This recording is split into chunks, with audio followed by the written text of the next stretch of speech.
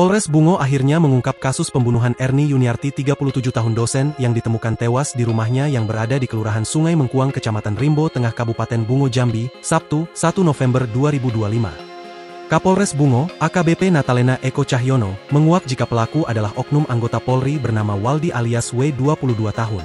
Diketahui, Waldi bertugas di Polres Tebo dan mengakui telah membunuh korban. Melansir Tribun Jambi, terkuak jika keduanya sempat berpacaran namun kini sudah berpisah. Pelaku kemudian berniat mengajak korban untuk kembali menjalin hubungan namun ditolak. Meski motif pelaku sudah berhasil dikuak, penyidik masih mendalami soal kemungkinan adanya motif lain. Kapolres menegaskan bahwa proses hukum terhadap pelaku akan dilakukan secara profesional dan transparan, tanpa perlakuan khusus meskipun pelaku adalah anggota kepolisian.